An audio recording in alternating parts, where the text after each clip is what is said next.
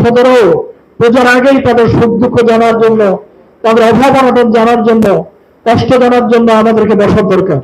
আমি মাননীয় ডিসি মহোদয়কে, ডিসি সাহেবকে ওনার কাছে গিয়ে রিকোয়েস্ট করেছিলাম যে অন্যবার পূজায় যেমন টাকা বরাদ্দ করা হয়, এবার দেখেন তো বর্তমান সরকার বা আমাদের উদ্যোগে যদি আমারও কিছু ফান্ড দেওয়া লাগে তাহলে আমরা এটাকে বাড়াই দিতে পারি কিনা। তাদের অনেক অভাব অনটন থাকে, তাদের বিভিন্ন খরচ থাকে, তারা সংকুলন করতে পারেন না।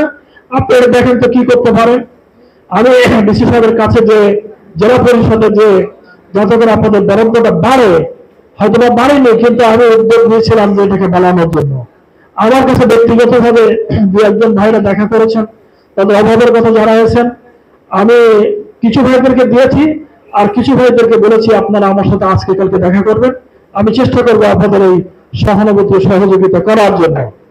আমার জানা মতে প্রায় 50 জনের অধিক ছাত্র যারা রাজশাহী বিশ্ববিদ্যালয়, ঢাকা বিশ্ববিদ্যালয় সহ বিভিন্ন বিশ্ববিদ্যালয়ের কৃতি ছাত্র, তাদের বাবারা প্রাইভেট পড়ায় টিউশনি করে করে এই বাচ্চাদেরকে পড়াশোনা ভাইদের ছেলেদেরকে।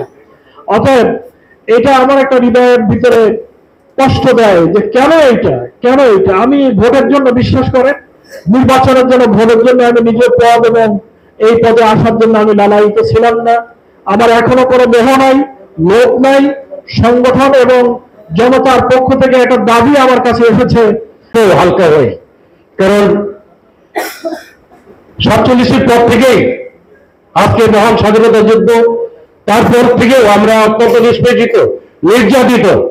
বাংলাদেশে যেই ক্ষমতা আসলে থেকে না কেন, বাংলাদেশের সরকার সম্প্রদায় বারবার নির্যাতিত, নিষ্পেষিত এবং মানে সব হারার মতো অবস্থা। আজকে তাদের বাড়িতে হামলা, অনিল সংযোগ, তাদের মন্দিরে হামলা, তাদের ব্যবসা প্রতিষ্ঠানে হামলা, হ্যাঁ, সব জায়গায় দখলদারিত্ব চলছে। আমরা বিগত সরকারের আমলে বাংলাদেশ পূজা উদযাপন পরিষদ আমরা আন্দোলন সংগ্রাম করেছি। বিগত সরকারের শেষের 9 বছরে 4100 মতো সাম্প্রদায়িক ঘটনা ঘটেছে, একটিও বিচার হয়নি। মোটাদাগের অনেক ঘটনা হয়েছে, আমরা বারবার বিচার চেয়েছি। বিচারহীনতার সংস্কৃতির কারণেই আজকে কিন্তু আমাদের উপরে নির্যাতনের স্টিম ডলার বেড়ে চলেছে। আমার মনে হয় যে আর দূরে ঠেলে নাই, আমাদেরকে আপন করে নেন, আমাদের কথা শোনেন। আজকে যেরকম দেখেছেন আমরা এসেছি এবং সময় এসেছে, আমাদের যারা নেতৃত্ব দেয় আমাদের, তারা মহল্লায় গ্রামে, আমরা কিন্তু সময় এসেছি।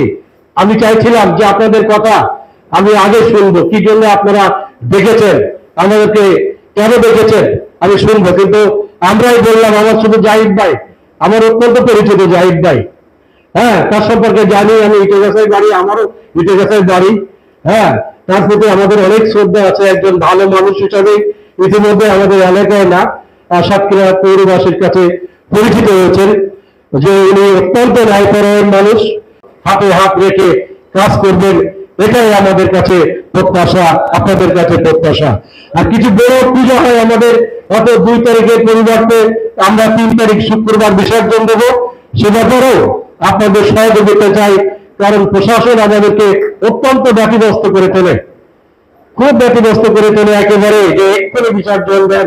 কিন্তু আমাদের মায়েরা আমাদের দেবীকে সিঁদুর দানের আগেই তারা যেভাবে চাপ প্রয়োগ করে, আমার মনে হয় আপনারা নেতৃস্থানীয় ব্যক্তিত্ব আছেন, প্রশাসনকেও আপনারা এই ব্যাপারে বলবেন। আমরা তো চাই যে শান্তিপূর্ণভাবে, কোন বিশৃঙ্খলা ভাবেই আমরা আমাদের দেবীকে বিসর্জন দেবো।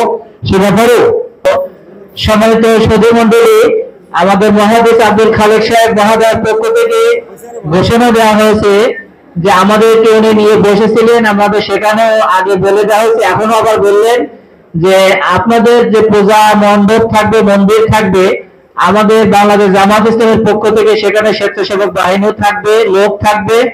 আপনারা আপনাদের যে কোনো সমস্যা আপনারা তাদেরকে বলবেন, আপনাদের সহযোগিতা দিবে। এবং আমাদের সংশ্লিষ্ট যে এলাকা, সে এলাকায় আমাদের জামাতের যিনি সভাপতি থাকবেন, আমির থাকবেন, তাদের নাম্বার আপনারা সংগ্রহ করবেন। যে কোনো সমস্যা বলবেন, সাথে সাথেই আমরা প্রশাসনের মাধ্যমে হোক, আমাদের জনশক্তি দিয়ে হোক, যে কোনো ভাবে আমরা আপনাদেরকে সহযোগিতা করব।